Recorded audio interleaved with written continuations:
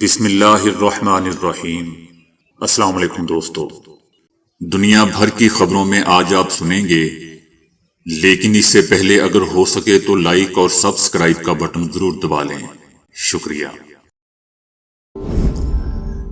غزہ میں اسرائیلی مظالم کے پیش نظر انڈونیشیا نے اسرائیلی کھلاڑیوں کو ویزا دینے سے انکار کر دیا ہے، جس کی وجہ سے وہ اس مہینے جکارتہ میں ہونے والی عالمی چیمپئن شپ میں شرکت نہیں کر سکیں گے۔ اسرائیلی ٹیم 19 سے 25 اکتوبر تک انڈونیشیا میں ہونے والے جمناسٹکس چیمپئن شپ میں حصہ لینے والی تھی۔ انڈونیشیا دنیا کا دوستو سب سے بڑا مسلم اکثریتی ملک ہے، جس کے اسرائیل کے ساتھ باضابطہ سفارتی تعلقات نہیں ہیں۔ یہ فیصلہ علماء کونسل جیسے گروپوں اور دارالحکومت جکارتہ کی حکومت کے اعتراضات کے بعد کیا گیا ہے۔ یہ فیصلہ انڈونیشیا کی اس پالیسی کے مطابق ہے کہ اسرائیل کے ساتھ تعلقات اس وقت تک نہیں ہوں گے جب تک وہ ریاست فلسطین کی آزادی اور مکمل خود مختاری کو تسلیم نہیں کرتا۔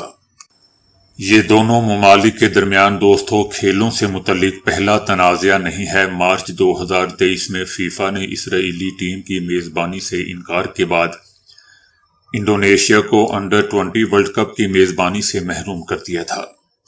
گزشتہ ماہ اقوام متحدہ کے ماہرین نے بھی فیفا اور یورپی فٹ بال یونین سے مطالبہ کیا تھا کہ وہ اسرائیل کو بین الاقوامی فٹ بال مقابلوں سے معطل کریں تاکہ قبضہ شدہ فلسطینی علاقوں میں جاری نسل کشی کے خلاف ضروری رد عمل ظاہر کیا جا سکے۔ امن کے نوبیل انعام کے حقدار کا اعلان کر دیا گیا ہے اور یہ اعزاز دوستوں وینزویلا کی خاتون ماریا کورینا مچارو کو دیا گیا ہے، جنہیں جمہوریت کے لیے ان کی جدوجہد پر یہ ایوارڈ ملا ہے، اور اس سال بھی سابق امریکی صدر ٹرمپ نوبیل انعام سے محروم رہے۔ موجودہ صدر ٹرمپ نوبیل امن کمیٹی کی جانب سے اس سال 338 نامزدگیوں پر غور کیا گیا تھا، جن میں صدر ٹرمپ بھی شامل تھے، لیکن وہ اس بار بھی انعام حاصل کرنے میں کامیاب نہیں ہو سکے۔ یہ عالمی اعزاز دوستوں امن، انسانی حقوق اور ہم آہنگی کے فروغ کے لیے دیا جاتا ہے، اور اپنی 124ویں سالہ تاریخ کے ساتھ آج بھی یہ امید کی علامت سمجھا جاتا ہے۔ نوبیل امن انعام سویڈن کے سائنسدان آلفریڈ نوبیل کی وصیت کے مطابق دوستوں قائم کیا گیا تھا، جنہوں نے اپنی دولت کا ایک حصہ ان شخصیات یا اداروں کے نام کرنے کی ہدایت دی جو دنیا میں امن اور بھائی چارے کے قیام کے لیے نمایاں کردار ادا کریں۔ پہلا نوبیل امن انعام 1901 میں دیا گیا تھا۔ اب تک دوستوں یہ اعزاز نیلسن منڈیلا اور ملالہ یوسفزئی سمیت کئی عالمی شخصیات کے حصے میں آ چکا ہے۔ صدر ٹرمپ نے اعلان سے چند گھنٹے قبل کہا تھا کہ اگر مجھے یہ انعام نہیں دیا جاتا تو یہ ہمارے ملک امریکہ کی بہت بڑی توہین ہوگی۔ اسرائیلی فوج کی جانب سے غزہ جنگ بندی معاہدہ نافذ العمل ہونے کا اعلان کر دیا گیا ہے۔ دوستو اسرائیلی فوج کا کہنا ہے کہ حماس کے 11 قیدی رہا کیے جائیں گے۔ اسرائیل نے اپنے فوجیوں کو غزہ معاہدے کے تحت طے شدہ لائن سے پیچھے ہٹانا شروع کر دیا ہے، جبکہ غزہ کے لوگوں نے اپنے علاقوں کی جانب واپس جانے کا آغاز کر دیا ہے۔ اس سے پہلے غزہ امن منصوبے کی منظوری سے متعلق اسرائیلی حکومت کی کابینہ کا اجلاس ہوا تھا، جس میں اسرائیلی وزیر اعظم اور وزراء کے علاوہ امریکی نمائندہ خصوصی برائے مشرق وسطیٰ اور امریکی صدر ٹرمپ کے داماد بھی شامل تھے۔ معاہدے کے تحت تقریباً 2000 فلسطینی قیدیوں کی رہائی اور اسرائیلی فوج کے جزوی انخلاء کے بدلے یرغمالیوں کو رہا کیا جائے گا۔ اسرائیلی فوج اب غزہ کی پٹی کے اندر نئی پوزیشن پر منتقل ہو گئی ہے، تاہم علاقے کے تقریباً 53% حصے پر کنٹرول برقرار رکھے گی، جس کے بعد 72 گھنٹوں کا وقت دیا جائے گا۔ اس دوران حماس تمام یرغمالیوں کو رہا کرے گا۔ صدر ٹرمپ کے 20 نکات کے بعد مصر میں حماس اور اسرائیلی حکام کے درمیان ثالثوں کے ذریعے مذاکرات ہوئے، اور 2 دن پہلے امریکی صدر نے غزہ میں امن ڈیل کا اعلان کر دیا۔ ڈیل کے بعد اب امریکہ کی نگرانی میں 200 اہلکاروں پر مشتمل ایک بین الاقوامی فورس جنگ بندی کی نگرانی کرے گی، اور اس فورس میں مصر، قطر، ترکی اور ممکنہ طور پر متحدہ عرب امارات کے فوجی شامل ہوں گے۔ اسرائیل کے دائیں بازو کے انتہا پسند وزیر ایتمار بن گویر نے دوستو کہا ہے کہ اگر حماس کو مکمل طور پر ختم نہ کیا گیا تو وہ نیتن یاہو کی حکومت گرا دیں گے۔ دائیں بازو کی انتہا پسند وزیر ایتمار بن گویر نے ایک بیان میں غزہ امن معاہدے کی بھی دوستو مخالفت کر دی۔ اس شخص کا کہنا تھا کہ وہ ایسے کسی امن معاہدے کی حمایت نہیں کرے گا جس کے نتیجے میں ان فلسطینی قیدیوں کو رہا کیا جائے گا جن پر اسرائیل نے سنگین نوعیت کے الزامات عائد کیے ہوئے ہیں۔ ایتمار بن گویر نے اسرائیلی حکومت کو دھمکی دے دی ہے کہ اگر حماس کا وجود برقرار رہا تو ان کی پارٹی حکومت گرا دے گی۔ D G I S P R lieutenant general Ahmed Sharif Chaudhry نے دوستو کہا ہے کہ پاکستان کے عوام کی جان و مال کی حفاظت کرنے کے لیے جو ضروری اقدامات کیے جانے چاہیے وہ کیے جائیں گے اور کیے جاتے رہیں گے، چاہے کوئی بھی وزیر اعلیٰ یا وزیر اعظم ہو۔ ان کا کہنا تھا کہ افغانستان میں موجود بھارتی پراکسیز کی جانب سے تخریب کارانہ کارروائیاں کی گئیں۔ افغانستان پاکستان کے خلاف تخریب کاری کے لیے بیس کے طور پر استعمال کیا جا رہا ہے، اس کے ثبوت اور شواہد موجود ہیں۔ لیفٹیننٹ جنرل احمد شریف چودھری کا کہنا تھا کہ تمام سیاستدان ہمارے لیے قابل احترام ہیں، لیکن کسی بھی فرد واحد کی سیاست ریاست سے اوپر نہیں ہے۔ ان کا کہنا تھا کہ خیبر پختونخوا میں خلا کو ہمارے سیکیورٹی فورسز کے جوان اپنے خون سے پورا کر رہے ہیں۔ خیبر پختونخوا میں جو تخریب کاری ہے اس کے پیچھے سیاسی اور مجرمانہ گٹھ جوڑ ہے۔ ان کا کہنا تھا کہ تمام سیاستدان قابل احترام، لیکن اگر کوئی فرد واحد سمجھتا ہے کہ اس کی سیاست ریاست سے اوپر ہے تو یہ قابل قبول نہیں ہے۔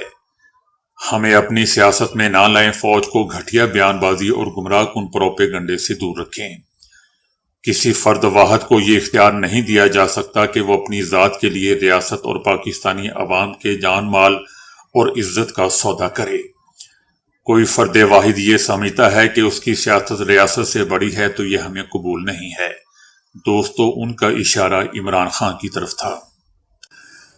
ان کا کہنا تھا کہ اگر کوئی تخریب کاروں کی سہولت کاری کرے گا تو چاہے وہ کوئی بھی ہو، کسی بھی عہدے پر ہو، اس کے لیے زمین تنگ کر دی جائے گی، کیونکہ پاکستانی قوم سیسا پلائی دیوار بن کر ایک بنیان مرصوص کی طرح تخریب کاروں اور ان کے سہولت کاروں کے خلاف کھڑی ہے اور کھڑی رہے گی۔ دوستو، میں D G I S P R lieutenant general Ahmed Sharif Chaudhry سے 100% متفق ہوں۔ ان کی ایک ایک بات پر ایگری کرتا ہوں، کیونکہ ان کی ہر بات ریاست کے متعلق ہے، پاکستان کے متعلق۔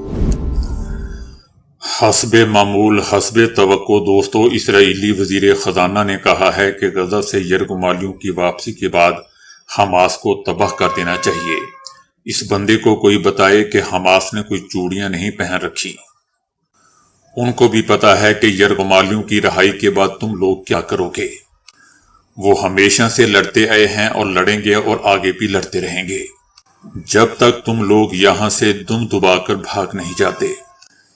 اسرائیلی وزیر خزانہ کا کہنا تھا کہ یرغمالیوں کی واپسی کے فوراً بعد اسرائیل کی ریاست حماس کے حقیقی خاتمے اور غزہ کے حقیقی تخفیف اسلحے کے لیے اپنی پوری طاقت کے ساتھ کوشش جاری رکھے گی تاکہ یہ اسرائیل کے لیے مزید خطرہ نہ رہے۔ اس کا کہنا تھا کہ غزہ جنگ بندی کے خاتمے کے لیے حماس سے جنگ بندی کے حق میں ووٹ نہیں دوں گا۔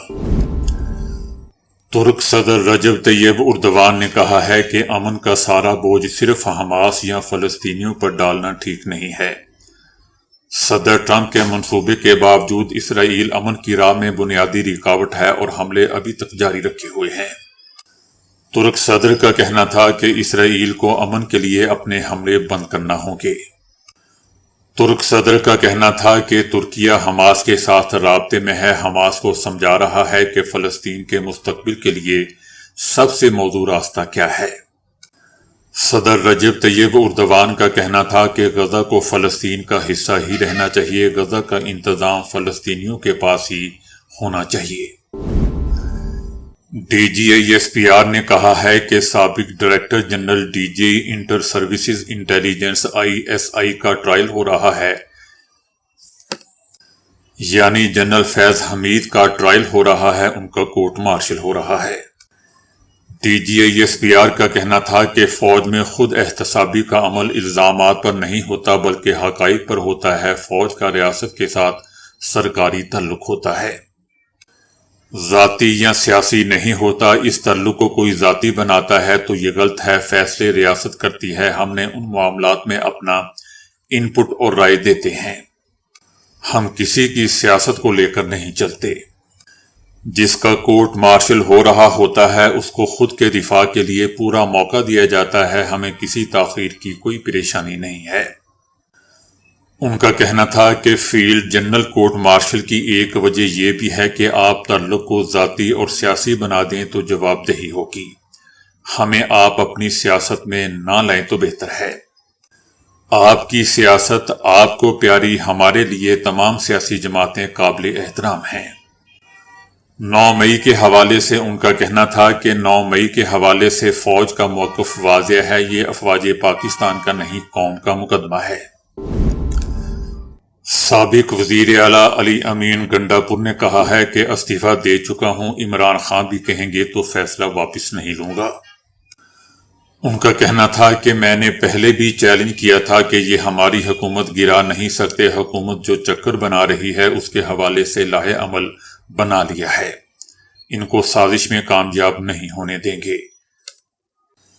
علی امین گنڈاپوری کا کہنا تھا کہ جو کچھ بھی کر لیں استعفیٰ دے چکا ہوں، عمران خان بھی کہیں تو فیصلہ واپس نہیں لوں گا، ٹائم ضائع کر کے ڈرامے بازیاں نہ کی جائیں۔ علی امین گنڈاپور کا مزید کہنا تھا کہ بحیثیت ورکر پارٹی میں کام کروں گا اور کوئی بھی پوزیشن نہیں لوں گا، چاہے عمران خان بھی کہیں۔ لندن ہائی کورٹ میں بریگیڈیئر ریٹائر راشد نصیر نے یوٹیوبر عادل راجہ کے خلاف حد تک عزت کا مقدمہ جیت لیا ہے، جس کے مطابق عادل راجہ کو ہرجانے اور عدالتی اخراجات کی مد میں 13 کروڑ روپے دینا ہوں گے۔ اب اس کے بعد دوسرے گندے آنڈوں پر شکنجہ کسا جائے گا، جیسا کہ شہباز گل، عمران ریاض، صابر شاکر اور معین پیرزادہ۔ یہ چاروں پیسے کے بھوکے ہیں، جب ان کو 13 کروڑ دینے پڑ جائیں گے تو ان کو تو دن میں تارے نظر آ جائیں گے۔